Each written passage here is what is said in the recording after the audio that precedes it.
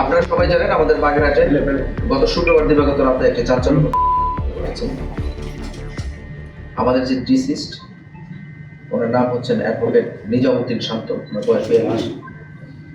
উনি আমাদের বাগেরহাট কোর্টের বিজ্ঞ এপিপি এবং উনি আইনজীবী সমিতির সম্মানিত সদস্য।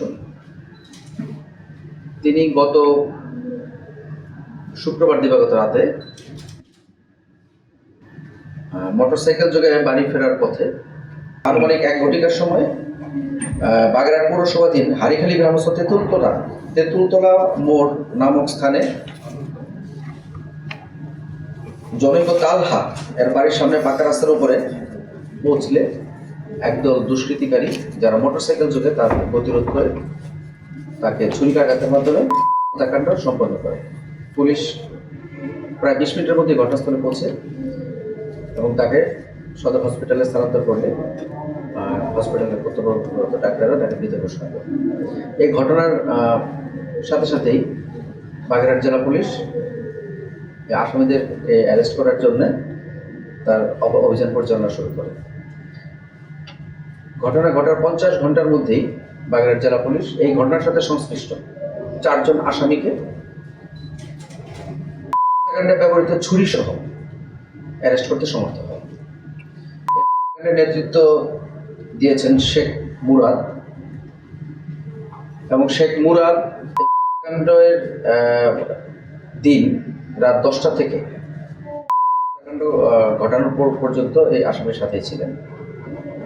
হত্যাকাণ্ড ঘটিয়ে তিনি এবং তার দলবল ঘটনাস্থল মোটরসাইকেল যোগে এবং পায়ে দৌড়ে এই এলাকা ছাড়তে দেখা যায়। এই ঘটনার পরবর্তীতে ডিবির একটি চৌকস টিম এই ঘটনা তদন্তে নামে, সদর থানা পুলিশ এই ঘটনা তদন্তে নামে। ডিবি এবং সদর থানা পুলিশের একটি চৌকস টিম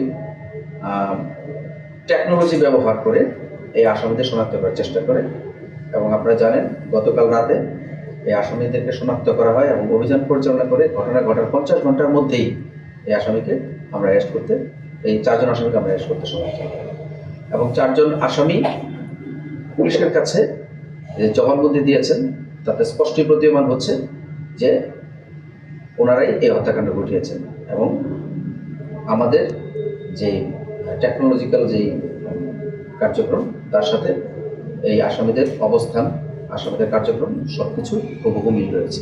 আসামিদেরকে বিভিন্ন কারণে এই জিনিসটার প্রতি প্রচণ্ড ক্ষিপ্ত এবং তাকে দোষারোপ করা হচ্ছে বিভিন্ন কাজে। এই আসামিকে দোষারোপ করা ডিসিজকে দোষারোপ করা হচ্ছে আসামির পক্ষ থেকে।